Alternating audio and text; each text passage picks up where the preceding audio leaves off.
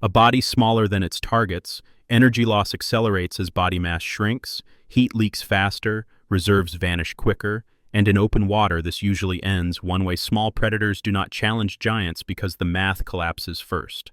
The contradiction appears immediately, because something with the mass of a house cat repeatedly removes living tissue from animals weighing several tons, and nothing about that interaction is supposed to stabilize, and yet it does. The organism is the cookie-cutter shark, Icystius brasiliensis, a fish so small that its entire survival strategy seems like a bookkeeping error that never gets corrected. In a system governed by surface area, metabolic demand, and reaction time, size is supposed to dictate permission. Smaller bodies avoid larger ones, not because of fear, but because contact time alone becomes lethal. A great white shark can cross its own body length in a fraction of a second, an orca even faster, and the pressure wave of their movement displaces water violently enough to stun or injure much smaller animals. The expected outcome of proximity is failure. The cookie cutter ignores this expectation entirely. It approaches whales, seals, tuna, dolphins, even submarines, not by overpowering them, but by exploiting a different constraint, one written into muscle physiology and neural response times. Large animals are fast in bursts, but they are not infinitely reactive. There is always a delay, a brief interval between detection and full motor response, measured not in seconds, but in fractions that still matter. The cookie cutter operates inside that interval. Its body is cylindrical, compact, inefficient at sustained swimming, but optimized for a single brief maneuver. It does not chase, it intercepts. It does not attack head-on, it attaches. This is where the discomfort deepens, because attachment is a strategy normally reserved for parasites, organisms that trade mobility for access. The cookie cutter refuses that trade. It remains fully mobile, fully autonomous, yet behaves as if it were something that should be permanently fixed to its host. Suction is generated by modified lips, creating a seal strong enough to hold against the forward motion of an animal many orders of magnitude larger. During this moment, physics is supposed to intervene. Drag should tear the shark away, or snap its tissues, or at least disrupt the seal. Instead, the seal holds long enough for rotation, long enough for removal. The shark twists its body, using its lower jaw like a circular blade, excising a plug of flesh with a geometry so consistent that biologists can identify the species from the wound alone. No pursuit follows. No kill occurs. The host continues moving, often unaware until blood chemistry changes or infection sets in later. From an energy perspective, this is almost obscene. The shark expends a risky approach, gains a dense, lipid-rich meal, then disappears into the mesopelagic darkness where light no longer defines space. This should still not work. The energy gained must exceed the energy lost, including the constant metabolic drain of staying alive between encounters. For most small predators, this equation fails quickly. Miss too many meals and the system collapses. The cookie cutter persists by pushing its entire existence to the edge of acceptable margins. Vertical migrations, hundreds of meters each night, timed to the movement of larger animals. A liver swollen with oil to offset buoyancy costs. Bioluminescent patterns on its underside that mimic the faint glow of open water, erasing its silhouette from below. Every component is tuned not for safety, not for redundancy, but for just enough success to continue. There is no buffer here, no fallback prey, no protected niche. The shark's continued existence depends on repeated violations of scale, reaction time, and probability. It is not powerful, it is not fast, it is simply precise enough, often enough, in an ocean that does not care whether this strategy feels wrong. Feeding without killing, energy acquisition in most predators follows a blunt logic: incapacitate, consume, repeat. Anything else usually introduces inefficiency, retaliation, or starvation. Removing only a portion of a living animal is, by standard accounting, a poor investment, because the risk remains while the payoff shrinks. The cookie-cutter shark operates entirely inside this inefficiency and survives anyway. It does not neutralize its target. It does not remain to defend the meal. It creates a wound and leaves, relying on a biological loophole that feels less like hunting and more like exploiting a delay in consequences. The shark's bite removes a near-perfect circular plug of skin, fat, and muscle, a sample dense in energy but small enough to be obtained quickly. Time is the real currency here. The longer contact lasts, the closer the system moves toward catastrophic failure. Large marine animals do not need to strike accurately to kill something this small. Turbulence, mass, and reflexive muscle contraction are enough. So the cookie cutter never allows the interaction to escalate. Suction first, rotation second, separation immediately after. The host is still alive because killing would require staying longer, biting deeper, engaging in a fight the shark cannot afford. What makes this unsettling is not the wound itself, but the repetition. Many whales, sharks, and large fish carry multiple cookie-cutter scars at different stages of healing, evidence that this transaction occurs over and over, spread across years. Each event is minor. Collectively, they represent a steady siphoning of biomass from animals that never consented to the exchange. This is not parasitism in the classical sense. Parasites remain attached, co-evolve with host immune systems, and often depend on host survival for their own. The cookie cutter has no such obligation. If the host dies later from infection, stress, or cumulative damage, the shark is already gone. Its strategy is indifferent to outcome, focused solely on immediate energy transfer. This indifference pushes the system to an ethical void that biology does not acknowledge but observers cannot ignore. From a physiological standpoint, the shark's digestive system is tuned for high-fat intake. Lipids provide more than twice the energy per gram compared to proteins or carbohydrates, making each bite disproportionately valuable. This allows long intervals between successful feedings, but also creates a fragile dependency. If encounters with large animals decrease, there is no alternative diet that can sustain the same metabolic balance. Small fish and plankton cannot compensate. The shark is locked into this behavior by its own efficiency. Even its distribution reflects this constraint. Cookie-cutter sharks are found in warm, open oceans where large, migratory animals pass through predictable routes. They rise toward the surface at night, not because of comfort, but because that is where the traffic is. Darkness reduces visual detection, buying milliseconds that matter. The feeding itself leaves a wound that rarely bleeds profusely at first, because marine mammals and large fish have evolved vascular control to limit blood loss. Ironically, this makes the strategy even more viable. The shark extracts tissue, not blood, and leaves behind a host that often continues functioning normally. The transaction is small enough to be tolerated, but large enough to matter. This balance is the core of the unease. The cookie cutter survives by never crossing the threshold that would force a definitive response. It exists in a narrow zone where harm is real but not immediately punished. Evolution has shaped a creature that feeds by staying just below the level of attention, and in an ocean governed by scale and inertia, that is sometimes enough. Teeth, built for circles, not bites. Teeth are usually a compromise between strength, durability, and versatility. They crack, slice, grind, or hold, and failure in any of those roles limits what an animal can eat. The cookie-cutter shark abandons versatility entirely. Its dentition is not meant to tear prey apart or restrain struggling bodies. It is meant to remove a shape. The lower jaw carries a single row of large triangular teeth, fused at the base into a continuous cutting edge, while the upper jaw is comparatively small and designed mainly to anchor the mouth in place. This asymmetry is already a warning sign. Most predatory fish rely on bilateral power, distributing force across both jaws to prevent stress fractures or tooth loss. The cookie cutter concentrates force into one direction, one motion, one outcome. During feeding, suction immobilizes the target tissue, then the shark rotates its body, using its entire mass as torque. The teeth do not saw back and forth. They do not adapt mid-bite. They cut once, cleanly, or not at all. The precision required here is extreme. If the seal breaks too early, the shark gains nothing. If the rotation stalls, the teeth lodge without completing the cut, trapping the shark against a moving body it cannot control. There is no margin for improvisation. This is where the discomfort deepens, because evolution has produced a biological tool that resembles a manufacturing process more than a feeding mechanism. The circular wounds left behind are so consistent that they have been documented on metal hulls, sonar domes, and undersea cables, materials that offer no nutritional value but still trigger the same mechanical response. The shark does not know the difference. Its system is closed, responding to contact, pressure, and texture within a narrow range. Once engaged, it executes the program. The teeth themselves are not permanent.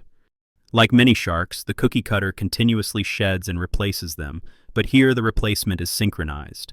Entire rows are lost and regrown as units, ensuring that the cutting edge remains continuous. A single missing tooth would compromise the geometry and increase the chance of failure. This level of specialization pushes the shark toward fragility. Any developmental error, any disruption in tooth formation, directly threatens survival. There is no alternative technique. From a mechanical perspective, the forces involved are disproportionate to the animal's size.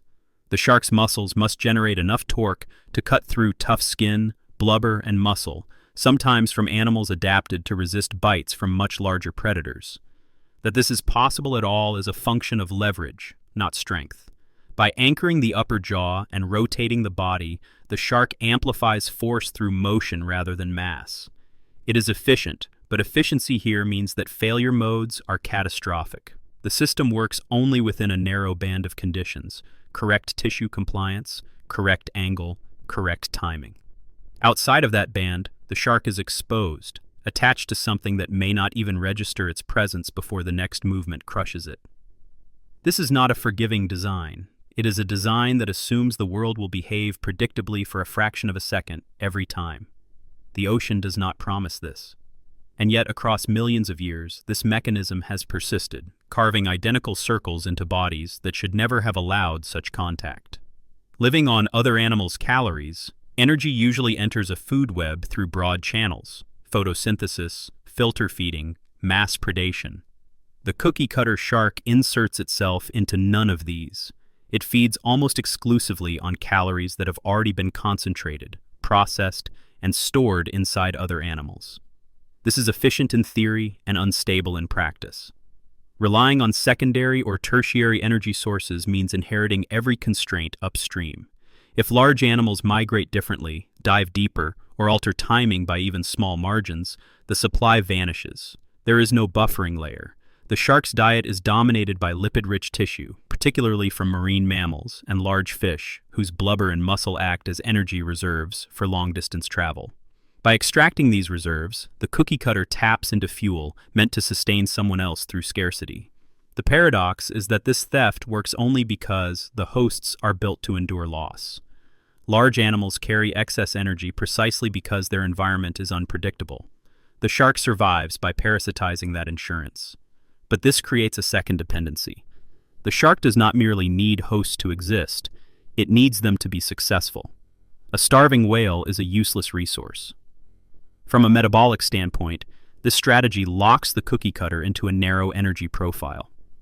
Lipids are dense and slow-burning, but digestion still takes time, and the intervals between meals can stretch long enough to push the shark toward deficit. To compensate, its physiology minimizes waste. Buoyancy control reduces swimming effort. Vertical migrations align with prey movements to reduce search costs. Even so, the margin remains thin. There is no evidence of long-term fat storage comparable to that of its hosts. Each successful bite postpones collapse. It does not eliminate it. This is where the sense of unease sharpens. The shark's survival is not a stable state, but a sequence of postponements. Miss too many encounters, and the math fails. Environmental changes amplify this risk. Shifts in ocean temperature alter migration routes. Noise pollution changes behavior. Overfishing removes large fish from systems where they once provided reliable energy sources.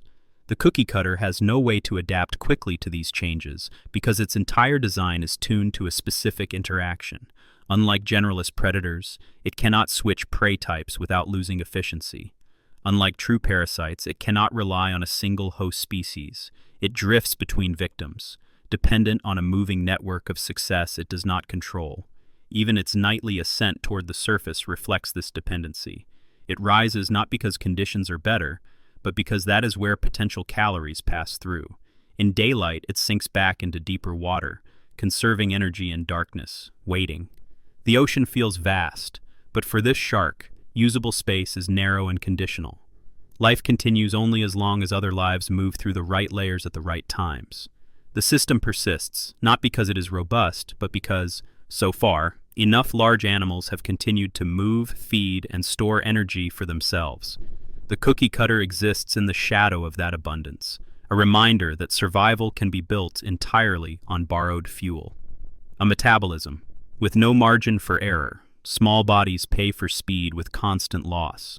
Heat dissipates faster, energy reserves drain quicker, and the window between functioning and failure narrows until it is barely a buffer at all. The cookie-cutter shark lives inside that narrowing. Its metabolism is not extreme compared to similarly sized fish, but its feeding strategy makes every baseline demand more dangerous. Energy intake arrives in irregular pulses, separated by long stretches of absence. There is no steady flow, no grazing, no background supply to smooth fluctuations. Each successful bite must cover not only the present moment, but the unknown duration until the next encounter. This turns time itself into a threat. Vertical migration alone consumes a measurable portion of daily energy, yet skipping it reduces the probability of finding prey. The shark cannot rest indefinitely, because rest without intake is still loss. Its tissues are in constant negotiation with depletion. Unlike animals that store large fat reserves, the cookie cutter carries just enough to function, not enough to fail safely. This design leaves no room for illness, injury, or error. A damaged jaw is not an inconvenience, it is a death sentence. A disrupted migration cycle is not stress, it is collapse. Even digestion carries risk. Processing lipid-rich tissue demands oxygen and time, during which the shark must remain alive, oriented, and undiscovered in open water. There is no protected state. Sleep, if it exists at all, cannot be deep. The environment never pauses. What makes this unsettling is how little separates success from disappearance. There is no dramatic death, no visible struggle. The system simply runs out of energy and stops. In evolutionary terms, this is acceptable. Individuals fail, the lineage continues. But at the level of the organism, existence is a continuous near miss. The cookie cutter persists by operating just above the threshold where metabolism overtakes intake, hovering in a balance that would be considered pathological in almost any other context. This is not resilience. It is precision under pressure. The shark does not survive because it is strong, adaptable, or dominant. It survives because, most nights, the ocean still delivers exactly enough opportunity. When that delivery slows, there is no correction mechanism. The system does not degrade gracefully. It simply ends, quietly, somewhere in the dark, without ever having crossed a boundary that would have drawn attention. The ocean allows. Ecological systems tend to categorize organisms into roles that feel intuitively stable: predator, prey, parasite, scavenger. The cookie-cutter shark occupies none of them cleanly, and that ambiguity is precisely what keeps it alive. It is too mobile to be a parasite, too non-lethal to be a conventional predator, too specialized to be a scavenger. In most systems, such indecision would be selected against. Niches reward clarity. The ocean does not require it. Vastness changes the rules. Encounters are rare, consequences are delayed, and feedback loops stretch across distances and timescales that blunt immediate correction. Within that context, the cookie cutter's strategy is permitted. Not protected, not encouraged, simply not prevented. Large animals can absorb small losses without altering behavior. Wounds heal, scars accumulate. No single interaction is severe enough to reshape the system. This tolerance creates space for something that should have been eliminated by efficiency alone. The shark's impact is distributed, diffuse, almost invisible when viewed at the scale the ocean prefers. That scale is indifferent to discomfort. It measures success only in persistence. The cookie cutter persists because its failures are silent and its successes leave the host alive. There is no cascade of retaliation, no arms race escalation that forces rapid change. Even its victims do not evolve specific defenses against it, because the cost of doing so outweighs the benefit. A thicker skin, a faster reaction, a behavioral shift might prevent a few bites, but the bites are not what kill them. Selection pressure remains weak. The shark slips through the cracks of evolutionary attention. This is the final unease. Not that such a creature exists, but that nothing in the system urgently needs it not to. The ocean does not optimize for fairness, stability, or comfort. It optimizes for continuation, As long as energy moves, as long as large bodies migrate and store fuel, as long as darkness still hides small shapes moving upward at night, this design remains viable. It is not elegant, it is not safe, it is simply allowed. And in a world governed by physics and probability rather than intention, allowance is all survival ever really needs.